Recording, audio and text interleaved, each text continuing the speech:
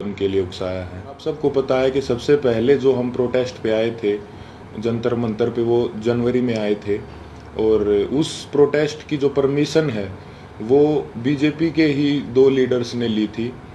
उसका प्रूफ है हमारे पास।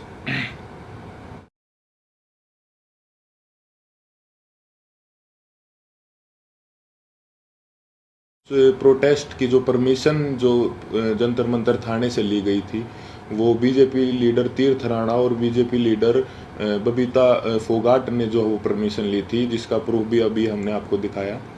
तो ये कैसे हो सकता है कि ये आंदोलन जो है वो कांग्रेस ने करवाया? गारंटी के साथ बोल सकते हैं कि 90% 90% जो कुश्ती से जुड़े लोग हैं, चाहे वो पहलवान हो या कुश्ती से जुड़े हमारे कोचेस हों, उन सबको जो है ये पता था कि 10-12 साल से जो इस तरह की छेड़छाड़ जो महिलाओं के साथ जो है हो रही है, या उन किसी और कुछ लोगों ने देखा भी था, जिसका प्रूफ मीडिया में कुछ कोचेज ने दिया है। तो हमारी लड़ाई वो सरकार के खिलाफ नहीं है, हमारी लड़ाई जो है रेसलिंग फेडरेशन के प्रेसिडेंट के खिलाफ है, क्योंकि जो भी शोषण उसने किया है, जो भी रेसलिंग के लिए गलत किया है, वो उसने फेडरेशन के पद पर बने रहते हुए किया है। दूसरा आरोप ये भी था कि हम इतने टाइम तक चुप क्यों थे। तो इसके कई कारण हैं। सबसे पहले तो एकता की बहुत कमी थी, एक साथ कभी हम हो ही नहीं पाए। और इसका दूसरा कारण तो आप समझ ही सकते हैं कि माइनर जो लड़की जिसने 161 के बयान दिए, फिर 164 के, उसके कई दिन बाद जो है उसने अपने बयान बदले, क्योंकि उसके परिवार को डराया गया, धमकाया गया। तो सिंगल आवाज़ उठा भी कैसे सकते थे। कुश्ती में आने वाले सभी खिलाड़ी बहुत ही गरीब परिवार से होते हैं, उनमें हिम्मत नहीं होती वो इतनी बड़ी व्यवस्था और इतने पावरफुल आदमी के खिलाफ आवाज़ उठा सके। और वो सब आप लोगों ने महसूस भी कर लिया होगा कि इंडिया के टॉप रेसलर्स ने मिलकर आवाज़ उठाई, और उसके बावजूद भी उन्हें किन किन हालातों से गुजरना पड़ा। 28 तारीख को महिला पहलवानों के साथ जो व्यवहार हुआ वो पूरे देश ने देखा है। कैसे उनको ज़बरदस्ती घसीटा गया और कैसे जो उनको ज़बरदस्ती अरेस्ट किया गया, जबकि हमने कोई भी जो है कानून नहीं तोड़ा था, ना ही किसी संविधान का उल्लंघन किया था। फिर भी हमारे ऊपर जो है इतना ज़ोर ज़बरदस्ती का और इतना बर्बर व्यवहार जो है किया गया पुलिस प्रशासन द्वारा। हम आप सबको ये क्लियर कर देना चाहते हैं कि जो 28 मई की जो महिला सम्मान महापंचायत की जो कॉल थी वो हमने नहीं दी थी, वो हमारे खाप चौधरियों ने दी थी महम में पंचायत के बाद।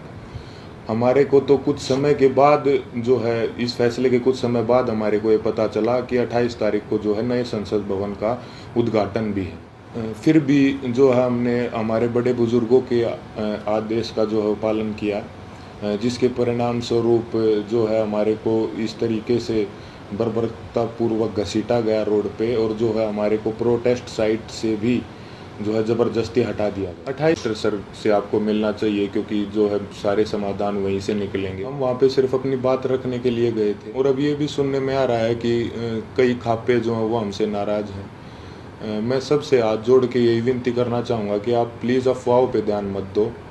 अगर अनजाने में हमसे कोई गलती भी हुई हो तो हमें माफ़ करो। इतने दिन लगातार संघर्ष करने के बाद, इतने लोगों से मिलने के बाद हमने क्या महसूस किया है, क्या सीखा है, ये तो अभी हम आपको वर्ड्स में नहीं बता सकते। लेकिन हमने कई ऐसे इंसान भी देखे हैं हमारे साथ, और कई ऐसे संगठन देखे हैं जो निस्वार्थ भाव से जिन्होंने हमारा समर्थन किया है। हम उनका दिल से धन्यवाद करना चाहेंगे। जो पहलवानों को एक कमेटी का नाम दे के जो है आश्वासन दिलवाया सरकार से, यही उसके बीच में जो है मीडिएटर थे। हालांकि वो बस एक आश्वासन ही निकला, क्योंकि उसके बाद जो है उस कमेटी का कोई रिज़ल्ट नहीं निकला, और रेसलिंग फेडरेशन ने अपना काम वापस से वैसे ही सुचारू रूप से जारी रखा, जिसकी वजह से फिर हमें 3 महीने के बाद वेट करके जब हमें न्याय नहीं मिला तो हमें दोबारा जो है वो जंतर मंतर पर आना पड़ा। हम अपने माध्यम से सभी देशवासियों को ये संदेश भी देना चाहते हैं कि कभी भी किसी के साथ भी अगर कोई अन्याय होता है तो हमें जो है हमेशा ही एकजुट होने की जो ज़रूरत रहती है, और होना चाहिए हमें एकजुट, क्योंकि हमने इतने इस दौर में यही महसूस किया कि कहीं ना कहीं ये तंत्र हमारी एकता की कमी है, जो हम बटे हुए हैं, उसका ही ये फ़ायदा उठाता है। नमस्कार, आप सभी का आजाद मीडिया स्वतंत्र न्यूज चैनल पर मैं हार्दिक स्वागत करती हूं। आज हम आपके ने जो वीडियो क्लिप देखा, साक्षी मलिक जी का। जी हाँ, उन्होंने जो लगातार सोशल मीडिया पर पहलवानों पर आरोप लगाए जा रहे हैं, क्योंकि कहीं ना कहीं अब इस मुद्दे को दबाने हटाने के लिए ऐसा प्लेटफॉर्म जो है सोशल मीडिया पर तैयार किया जा रहा है जो पहलवानों के खिलाफ जा रहा है। जी हाँ, उन सभी का सबूतों के साथ जो है साक्षी मलिक ने जवाब दिया है, जिसमें उन्होंने बताया कि इस प्रकार से अब पहलवानों पर राजनीति का नाम थोपा जा रहा है। लेकिन अगर इसे सही तरीके से समझे तो राजनीति तो वहीं से शुरू हो जाती है जब जो आरोपी है वो बीजेपी नेता है और उसे गिरफ्तार नहीं किया जा रहा है, उस पर कोई एक्शन नहीं लिया जा रहा। अगर वहां राजनीति है तो हर जगह राजनीति होगी ही। अगर आप उसे राजनीति से अलग रखना चाहते हैं तो जिस दिन आरोप लगे थे उसी दिन बीजेपी से हटा दीजिए आप आरोपी को। जिस दिन वो जो है उसका आरोप हट जाता है, वो जो है निर्दोष साबित हो जाता है, फिर से लीजिए उसको।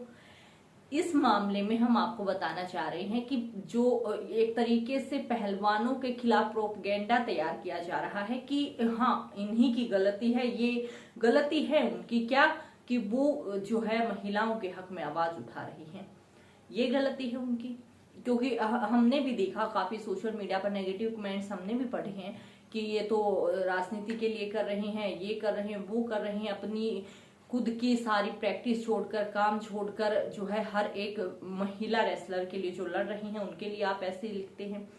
हमने आपको ये वीडियो क्लिप दिखाई, उसके बाद आपकी क्या राय है इस पूरे मामले पर वो हमें कमेंट बॉक्स में जरूर से बताएं। देश भर की राजनीतिक खबरों के लिए जुड़े रहें, चैनल को सब्सक्राइब कर लें। फिर मिलते हैं, तब तक के लिए आप सभी को जय हिंद, जय भारत।